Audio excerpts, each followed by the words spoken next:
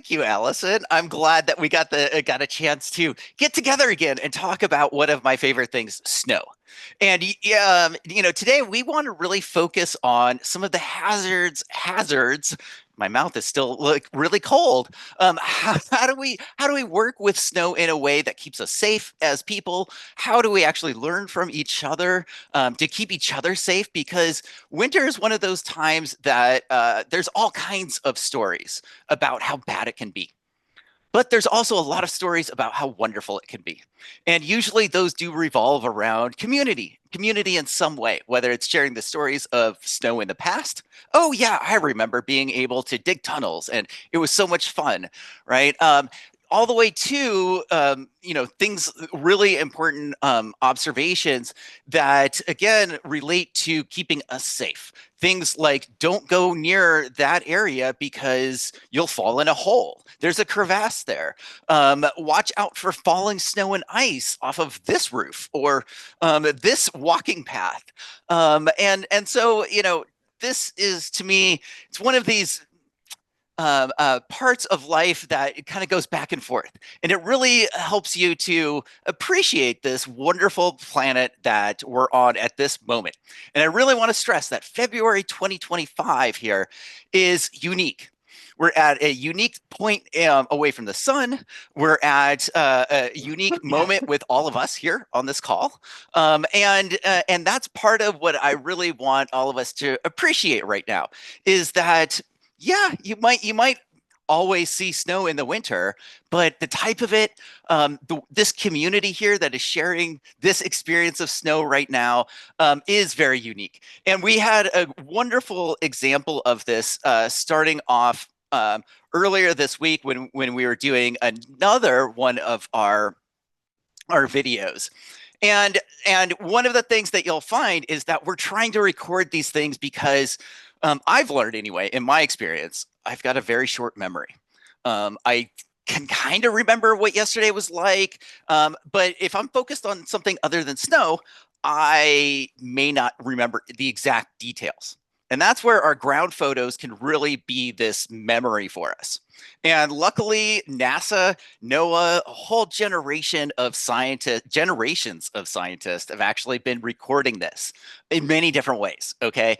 So, to me, photos, whether the sky, whether you see snow or not, is one of those nice pieces of data that we actually have been using to look back in time and know, oh, yeah, that glacier was at this point because here's a photo of it that somebody took in 1900. And now we can place that on a map. We can actually start putting it into place. And now there's all kinds of people who are going back and doing repeat observations of things like glaciers because they're very obvious. What's maybe a little less obvious is that seasonal snow. And last time, Allison and I were talking about how Texas was one of those places where all of a sudden, one day, it just snows. And then the next day, it might kind of go away. It might last a little bit longer. But that's a weird event in that life of that area. And while in contrast, I just want to highlight, our lead partners up in Alaska, like Christi Buffington, who's on the line right now.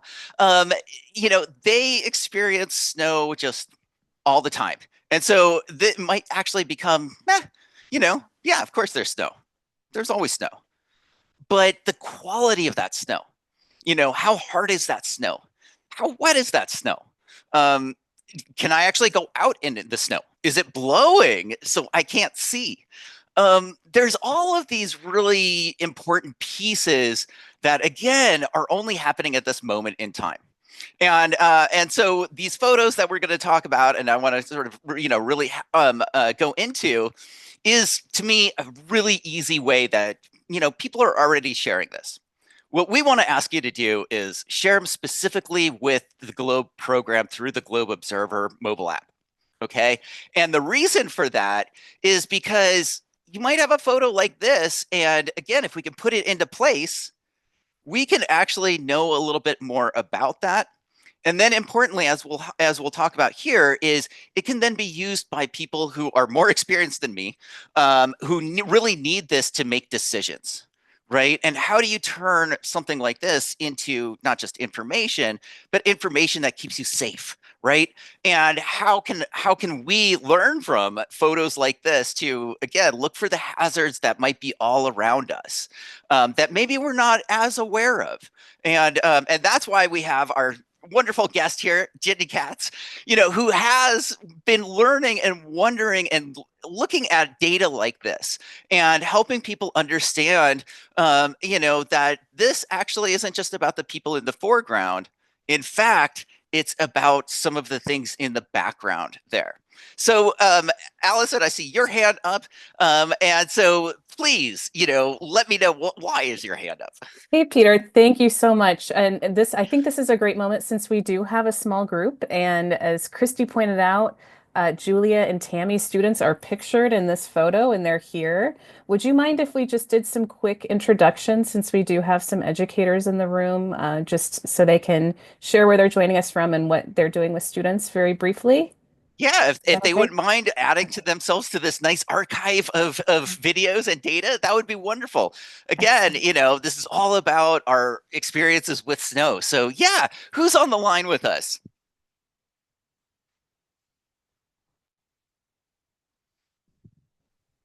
I know that we have several Alaskans. Thank you so much for moving this time to 8 a.m.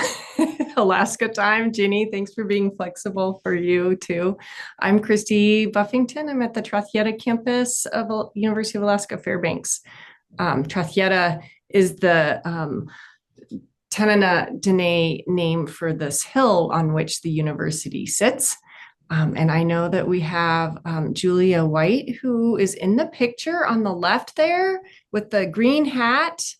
And then we also have Bonnie Dompierre, who's in toque, Tammy Kovalenko, whose student this is in the picture. And that's at her school in Delta Junction, Alaska. And Robin Ichuak has her camera on. So if any of you are able to, I know some of you are with students and you may not be able to unmute, but if, and then of course we have others here as well, but I just mentioned the Alaskans. So if you are able to unmute and say hi and what you're doing with snow, that would be amazing. Thanks, Ginny, for giving us the time to have quick intros.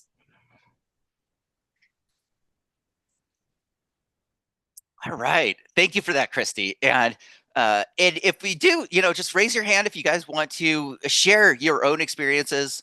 Hi, Julia. I see you. You just put your camera on. That's great. And so just raise your hand if you want to share anything as we're going through our conversation today.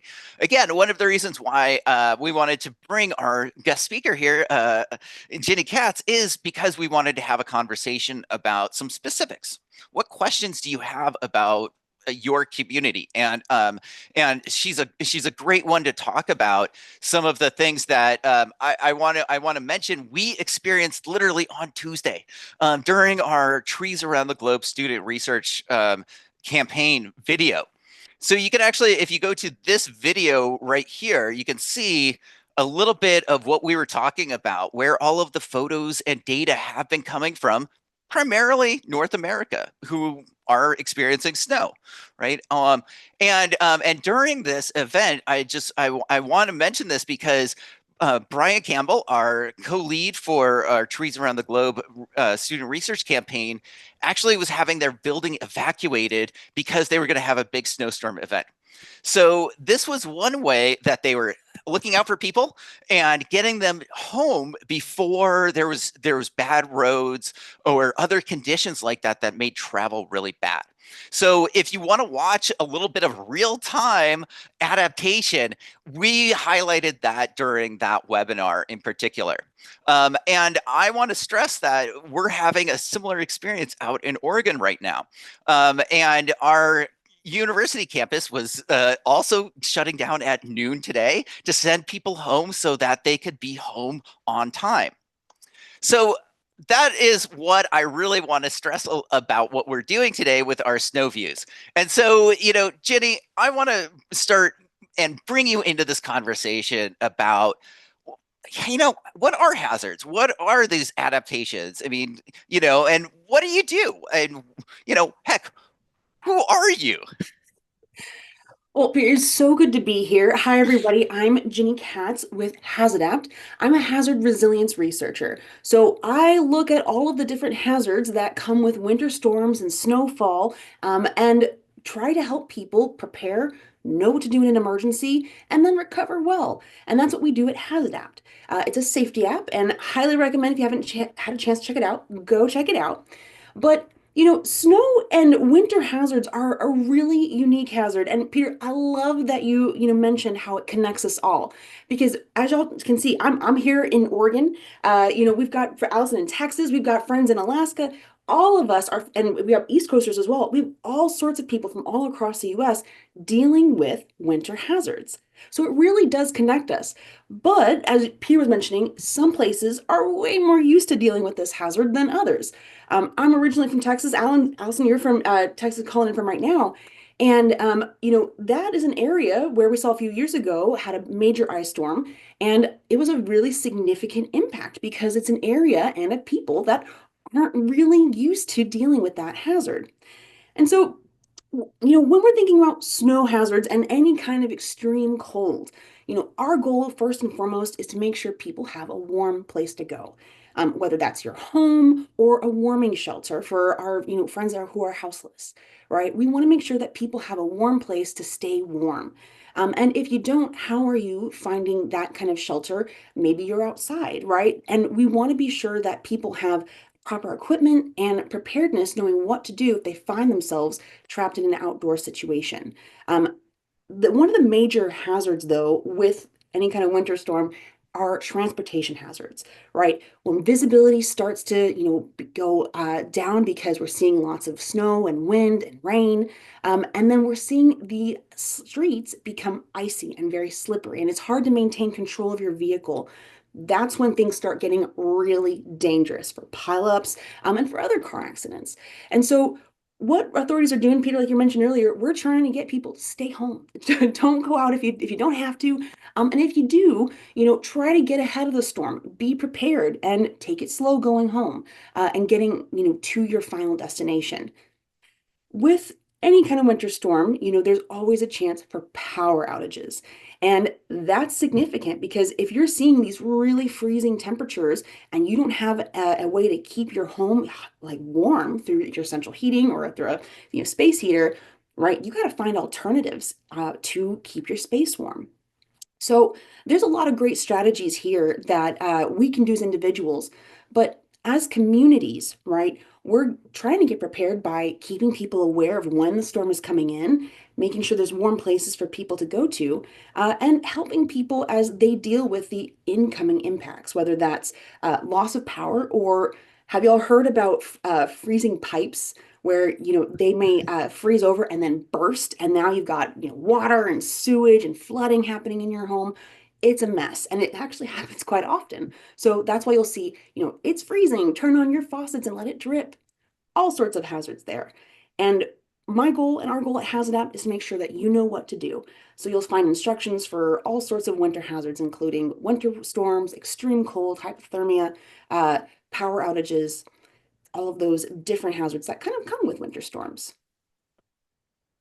Wonderful. Oh, Jenny, thank you so much for putting that into terms that we all deal with, right? And I want to mention one of the adaptations that we do, which we may not even be thinking too much about, but we do a lot, is what is the clothes that we're wearing? Right. I mean, I think that's one of these daily decisions that, can actually be one of these things that can be hazardous if you don't wear the right things. And, or, it can it can do the opposite, right? What's the opposite of a hazard, Jenny? Safety and Yeah. resilience.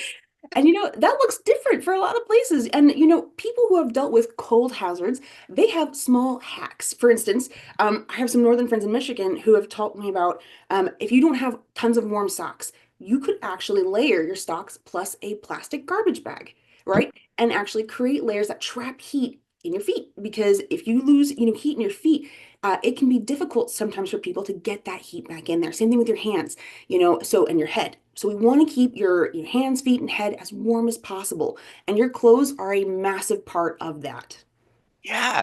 And I think that's one of those things that, Allison, to your point, if you only get these cold events that might not even produce snow like once or twice a year, you may not invest in that really warm jacket that I know Robin and Christy and, the people up in Alaska. I mean, when I was meeting with them, they're like, all right, let's go outside. I've got my boots. I've got all of these things that they've learned from their parents, usually, because they're the ones that are providing it to them, how to adapt to that particular environment.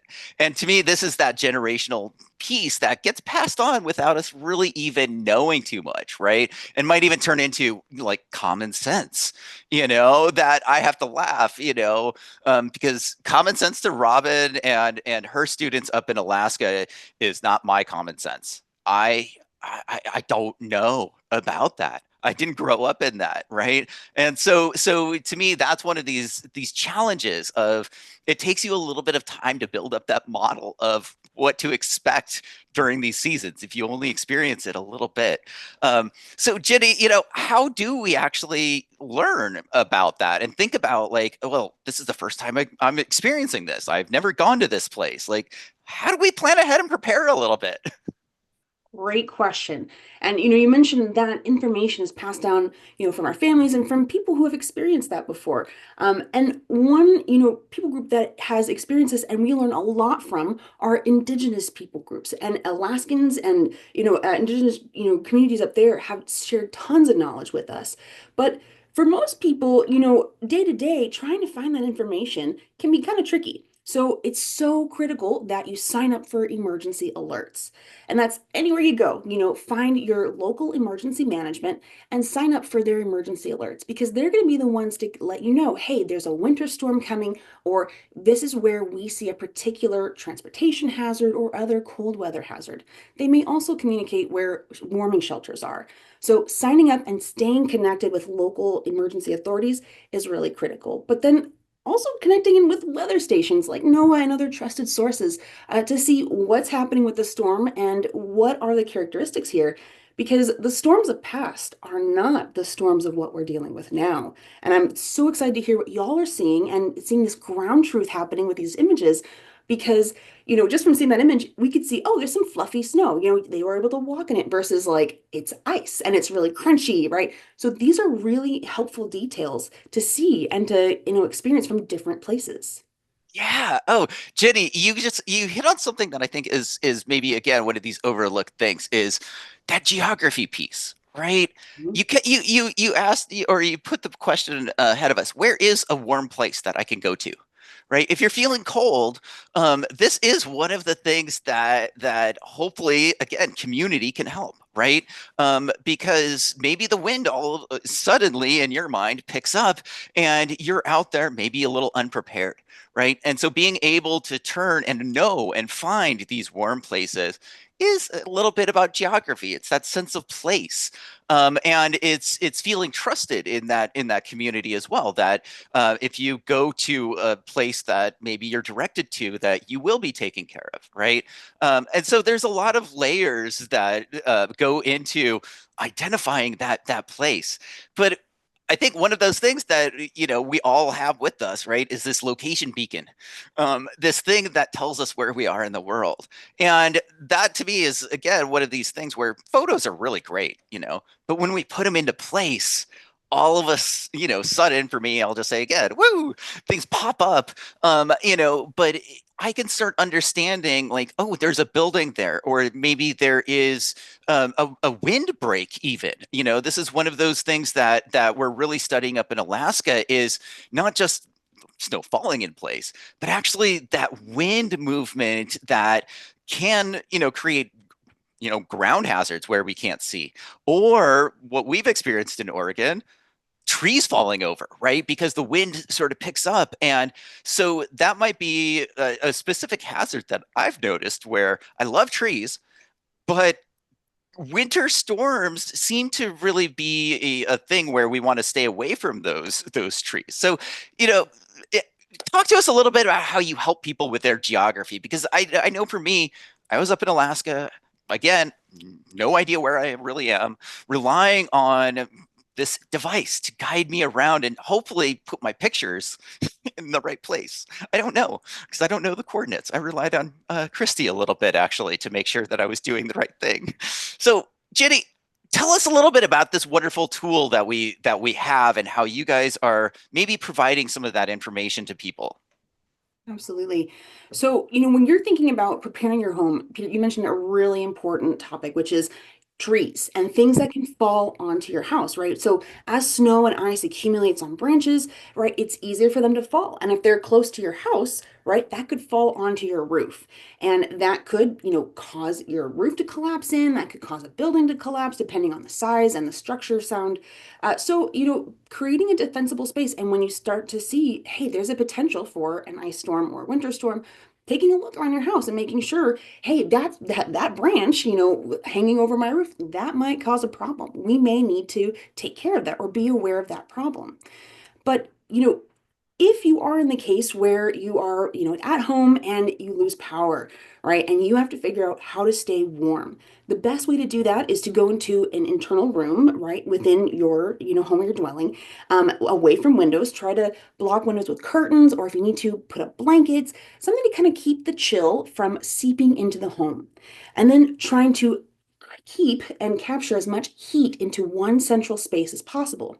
So, a really fun hack that I love and recommend, especially for families, if you've got a tent that you would normally take camping, you could actually set that up inside your house and create a little bit of a warm bubble inside and hang out in the tent. It's like indoor camping, but it helps concentrate a lot of the heat in a single space. So, it's great for sleeping, great for hanging out. And this is where, if you can, try to keep your heat as central as possible.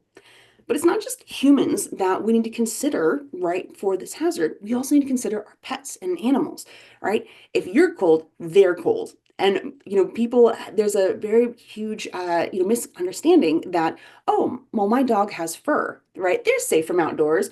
Most domesticated animals are not at all biologically equipped to handle these types of cold weather hazards, right? They've got naked little bellies, or they've got very short hair, and they are not Arctic wolves.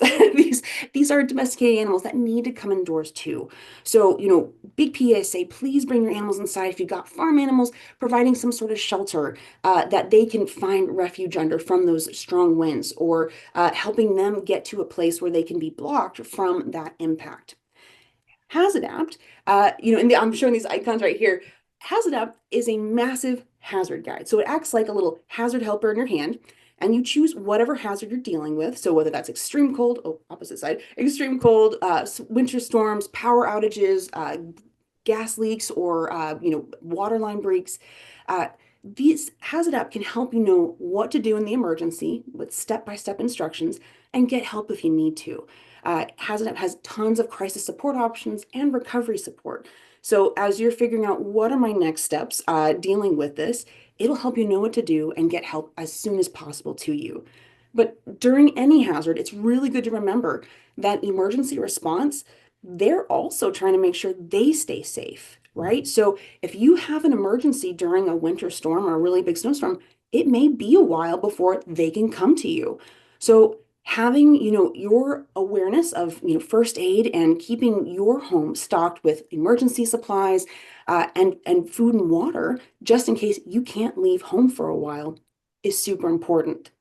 And this is why you'll hear FEMA and many other emergency agencies say, be 3 days ready. So if you can't leave your home for 3 days, could you feed yourself and your family, making sure that everyone's got something to eat and something to drink, right? We want to make sure that, we're trying to aim for about a gallon of water per person per day for water safety and hygiene and drinking. But that also includes your animals, making sure that they've got food and water ready and that is not frozen, right? We want to make sure that their water is also available and able to drink. So that's some of the hazards that we at HazAdapt will help with. And I want to say, Christy, thank you so much for your question. You have brought up a really great point.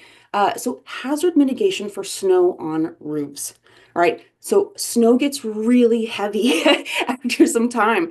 And as your roof continues to, experience a season over season, it can continue to wear that infrastructure.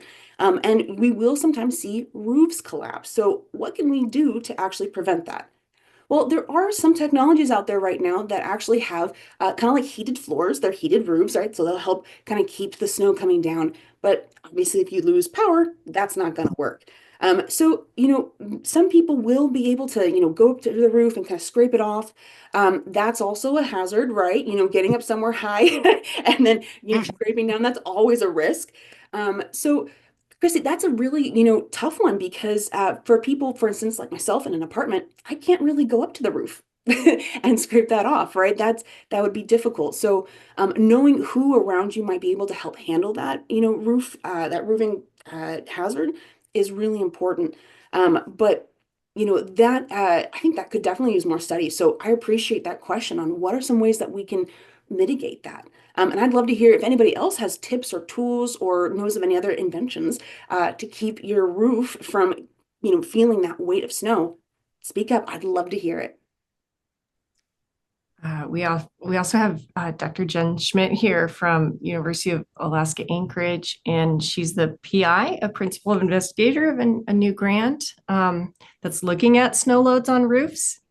In Anchorage, there's been several roof collapse, including some deaths from that in Anchorage because of the super heavy snow. So I don't know, Jen, if you are able to speak about what maybe your grad student has done, and I like your cat. Yeah, sure. I mean, well, obviously building codes and having roofs with slopes on them, the ones that tend to collapse are ones that have old wooden trusses on them where plates have not been installed properly on the wooden trusses, so they can't hold up to the weight. Anywhere that you have a flat roof and you have ponding, so you can look at Google Earth and you can see where water kind of starts to erode the surface of the roof. That's a warning sign that your building is in trouble. There's also monitors you can put on the joints in your roofs to assess when the loads are getting near a warning level, indicating that you should go out and clear them. If you do build flat roofs, having access to get a snowblower up there so that you can get that snow off of there, and planning kind of places to throw that snow. All of those are little things that I can think of that can be done by residents to reduce potential building collapses in businesses. I love that because, what you highlighted is something that we are capturing in our photos, which is the shape of these roofs, the shape of these buildings. And so whether you're getting photos in the summer or whether you're getting them in the winter, all of that actually is really good information. And one of the things that we do see in the remote sensing in our satellite data is those roofs and the shape of those roofs as well. So this is, I think, a really good place where some of our remote sensing can actually help fill in some of those details about that. And I know there have been a lot of advances of just mapping out where buildings are. But then, like you were talking about, Jed, like what is that shape of that roof? What is the color of that roof? Because that does affect, how long that snow might stay there. And one thing I've seen, I just want to say this, I've seen the ponding piece, but I've on top of roofs where it gets a little bit more black just in one corner even.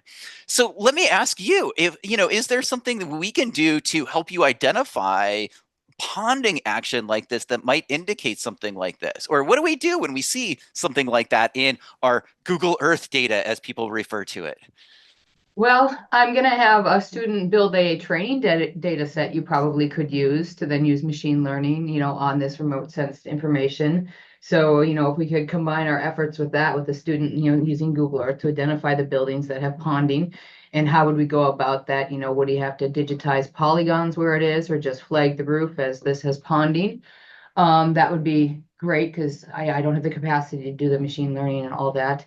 But what we do with this information is the Muni here, Anchorage Municipality, sent out warnings to businesses telling them about their trusses, that they had problems because they had that information. They don't have any information on ponding. They want this, and they could use that to send out alerts that they might be vulnerable. Oh, that's wonderful, Jen. You filled in I think, a really important detail that gets at almost every community. Allison, what happened, thinking about how many flat roofs you have around, in Houston? Maybe Ginny, you can talk to this too, because you lived in that area.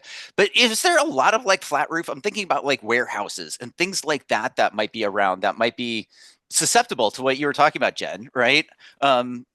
Yeah, and you kind of have to differentiate businesses from houses because there's different business codes. Like, for example, up here, businesses, shingles will tell you if it's a flat roof or not a flat roof. If it's sloped, it has shingles. If it's not, it's flat, it's not going to have shingles. So the engineers wanted that to be a question on our survey that we're going to do. Residential structures, that's a little bit different. So that was an important factor. But again, they have no information on the slopes of these roofs. Yeah.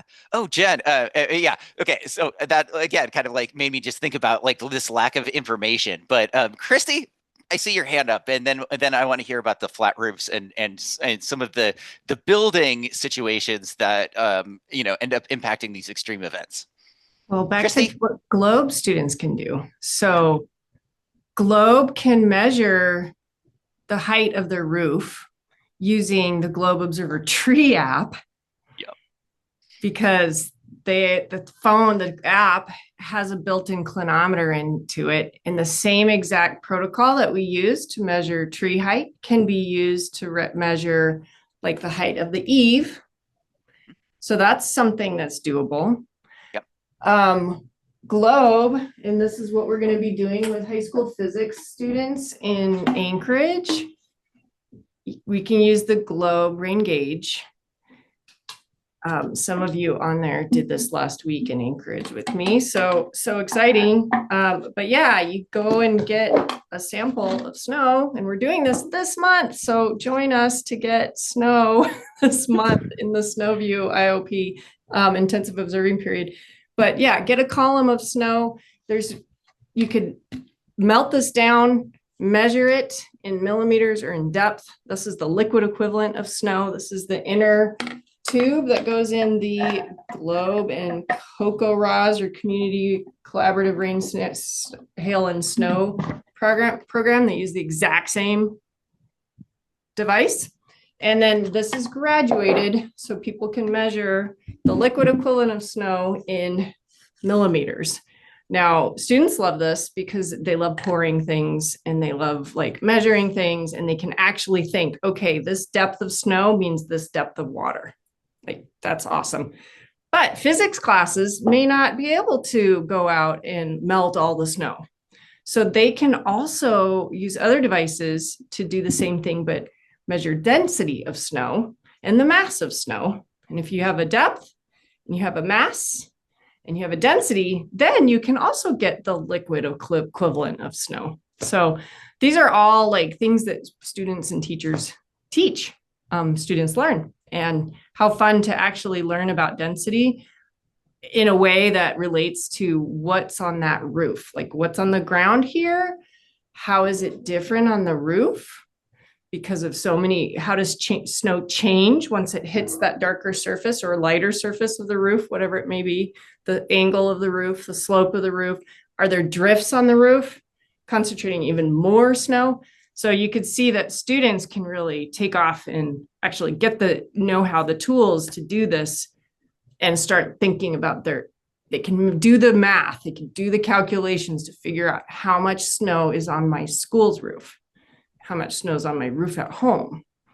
And then with what Dr. Schmidt is bringing to this project and our students, like, oh, wow, how can we use remote sensing? How can we do modeling? How can we work with engineers in the city and get alerts out so that people who have hazard conditions can know to get that roof, that snow cleared? And I see Robin's hand up. Thank you. I just wanted to add that, in Alaska, in our area, we're used to a lot of snow and cold temperatures, but we're not used to the warmth. And so last week on my way home, I was stuck in Nome because there was warming. And so all that snow that had accumulated on the roof was then partially melted and then became a, a snow pack with the ice pack on top of the roof. And that was something like, I mean, complete questions about what do we do now? So, building community and working together, you know, um, Peter, you have experience with ice on infrastructure. And, so Yeah, I'm what can we very, share with you, Robin? I mean, I think this is one of those things that we shared is that, it's not just this moment of, oh, this is what it is. It's that, this has been changing and we didn't build our infrastructure for this sort of temperature or this sort of event. And I love this because snow is not just snow.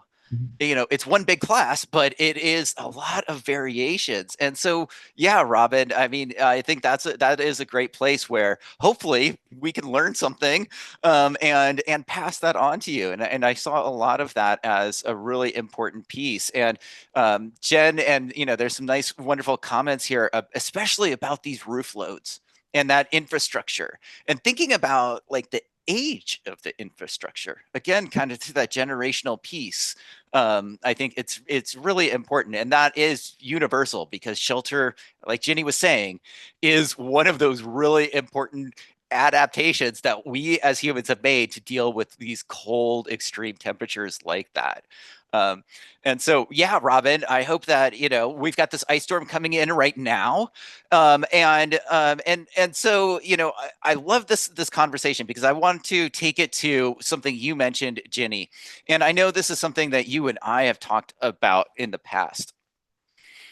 So we have all of this information, it seems like, that's available to us. And I want to, highlight for most of us in the United States anyway, we have access to weather.gov.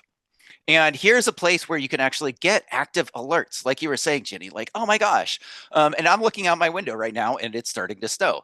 So if I go to the active alerts on this page, you can start looking at like these excessive rainfall or winter events, right? Things that are very specific to you.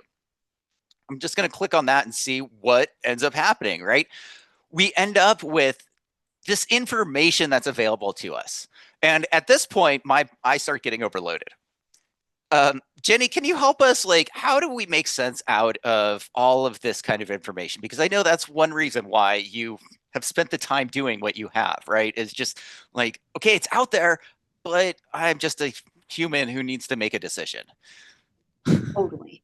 And this conundrum where official government websites or official scientific and research websites, they have a lot of information and, they can be a lot to absorb. And that's normal. So, if you're feeling that way, out there, don't worry, you're in a place with a lot of people right now.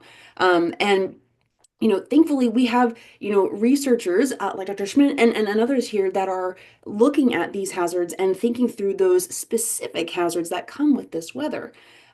But when we're thinking about, finding out what's relevant for me, right, and my situation right now, finding national resources is super helpful.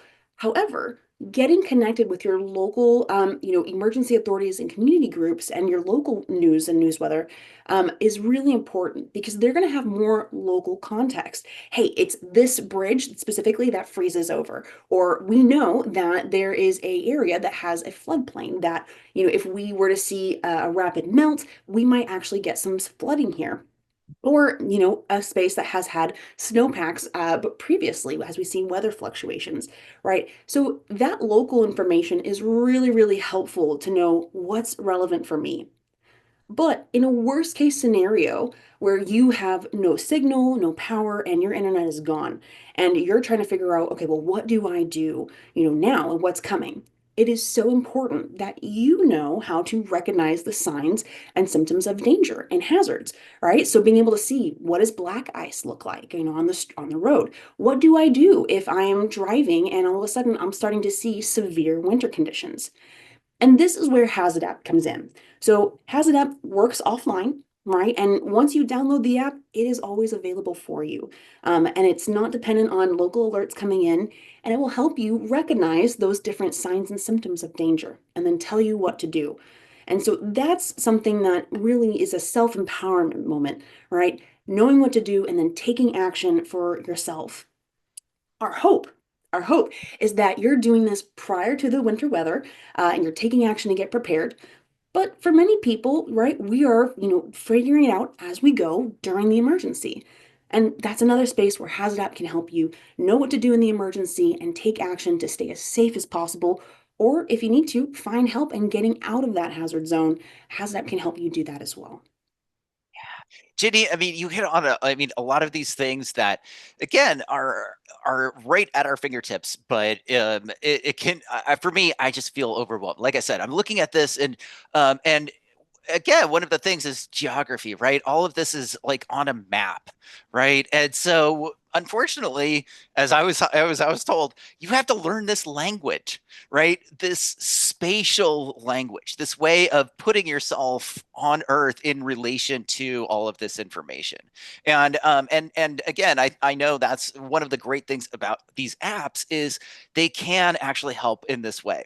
And so, here again, I want to sort of highlight this prediction that is getting made. It's a science question, actually, in real time, right? And this is where our ground photos can actually really help if we put them into the right place and actually share them with scientists and collect them in a certain way. And I think that's a really important thing to recognize is that there's information, but then there's really useful information. And so again, that's one reason why Ginny and I both like apps is we can help hone that information into something that's useful, hopefully. Right. But again, you have to learn a little bit of the language. So it takes a little bit of time. And so, for me, I really appreciate everything that you've been laying out, Ginny, because I think about that. I hear about these words. I even practice plan ahead and prepare. We talked about actually self-reliance as a value that we want to teach. And how do you do that? And one way is exactly what you're providing to us. So that I think is really, really useful. And, again, one of the things that I really want to stress is that we're getting predictions from, these scientists. And I'll put them in quotes because they are doing things and they're making predictions about our place where we are at. They're not in those places. You are. Right. And there's nuance to this that really they need our help defining. And so this, again, is like, how do we actually get information back to scientists? So I want to stress that information like this can tell you where to go. On what day that we might need some observations. So if you're able to go and make some observations, by observations I mean photos of your snow, using Globe Observer, that is during these events are really what scientists need, and who are going to help improve these models, which then help give Ginny the information she needs to alert the rest of us. Right, Ginny? Correct me if I'm wrong. You're not developing these models, are you? No, no, and HazAdapt does not, we don't do any alerting on HazAdapt. There's other great tools for that. Yeah. HazAdapt's really most to help you as a hazard guide, there for you before, during, and after a hazard. But these weather predictions and understanding trends and how hazards are evolving as we're seeing shifts in, our weather patterns and in climate change, right? It is so critical that we have these data sources and this GIS and these maps to really help us understand what's happening. And so NOAA and tools, here are so critical in that. And, Peter, you mentioned, there's a lot of predictions going around, and that is so true, especially as we're seeing more AI get incorporated into the hazard realm. But, here's a real truth is that no matter what the prediction is, there's always a possibility that it won't be 100% correct. It won't capture all of the, potential hazards. And so that's why it is so important for us, as individuals and as families and households and communities to have other ways to get information and to, watch out for one another and to know when something is becoming dangerous and what to do. So, tools are amazing. And as an app creator, of course, I want you to be prepared with all the tools. But most importantly, I want you to know if you have no tools, know what to do and be ready to take action and stay safe. Oh, Ginny, I thank you so much for saying that right there, because the science is fun, but it really is about, being aware of our surroundings and being able to take information and actually make a decision. Information is interesting, but as I'm showing on the screen right now, there's a very big error that I see on this map, that this cone of like brown that is going across this probability I recognize as an error. And I recognize that because I've looked at these things for many different times. So, again, the first time that you experience that, rely on experts around you, rely on that community, rely on hopefully the community resilience that has been put into place, because they've learned, like Allison, like you were saying, like, well, what do we do in January if all of a sudden we have this freak event? And by freak event, I mean a snowstorm that I wasn't expecting. How do we plan for that in the future?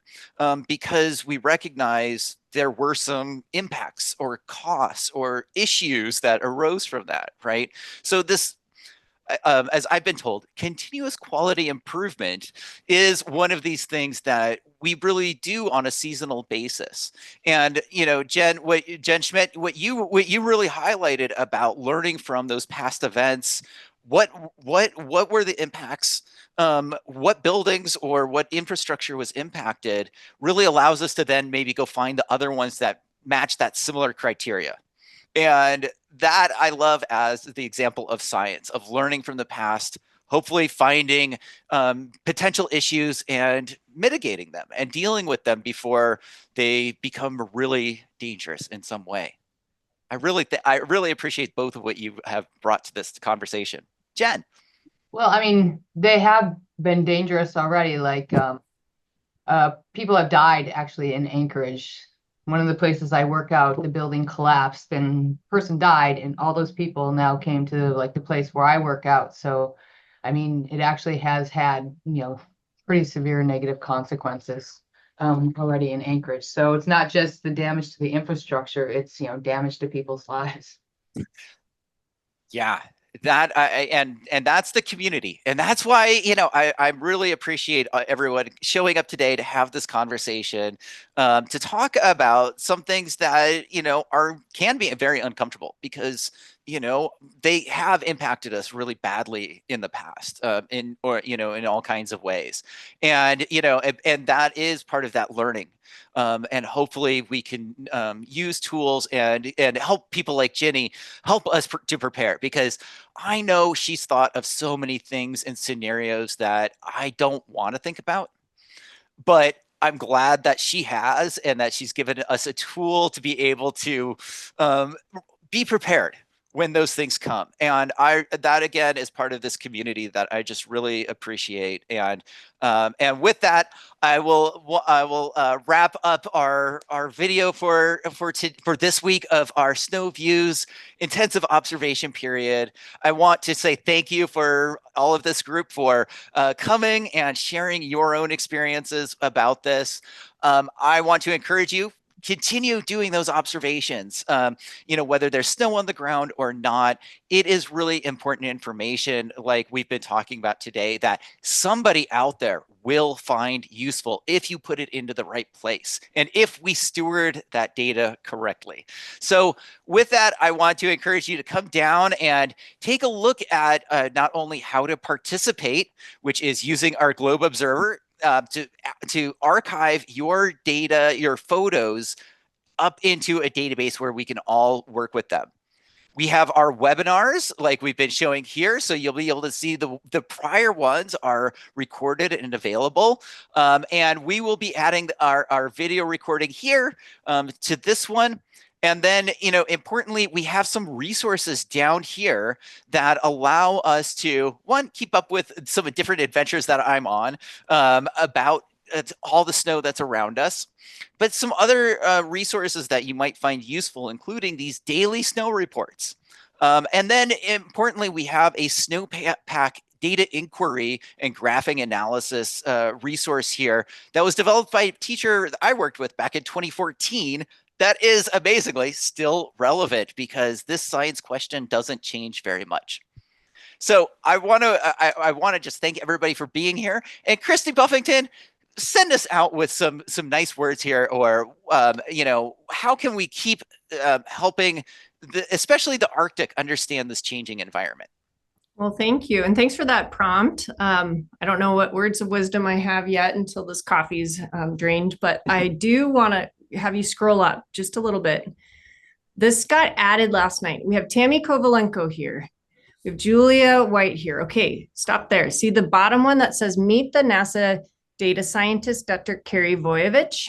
Okay, this is a conversation between Dr. Voyevich, who is the NASA lead scientist for SNOWX, and with Tammy Kovalenko, who's here in the room with her students. They've been measuring snow every week since November, sometimes more, sometimes less. And this was all started by Julia White, who is here, and she is the NASA SNOWX intern. So Julia is using synthetic aperture radar to look at snowdrifts in the Delta Junction, Alaska area. We came over to Delta Junction. We met with Tammy's students. We met with the Delta Junction Trails Association, and it led to a separate GLOBE data request. So the people in Delta Junction who have the app get a little bell on their app that says, hey, if you're in the area, take pictures of snowdrifts or where snow accumulates. So all of this is like converging, and we invite the Alaskans to come with your students. There are going to be students. Tammy's students are having a conversation with Carrie's, and your students can also join in that conversation. And then people can register and watch the students talk to the scientists and vice versa. So they share their data with the scientist, Dr. Voyevich. She shares her data of the NASA SNOWX campaign in Alaska. So anyways, any wisdom, you are all awesome. You know your place better than anyone else. So keep observing. Use GLOBE to do so and share what you've learned. And thank you so much to our presenter for HazAdapt. It's awesome. I'm going to get the app. So thank you, Ginny. Peter, thank you for facilitating. And Allison, thanks for making this happen. Jen, appreciate you being put on the spot and joining and sharing about snow loads and roofs. Robin, about the warming that's happening in Shishmaref and Nome that affected you recently. So awesome group here, and we hope to keep doing snow observing this month. Exactly. Thank you all so much, and head off to enjoy your wonderful day, make some snow observations, and check back in with us in our next webinar.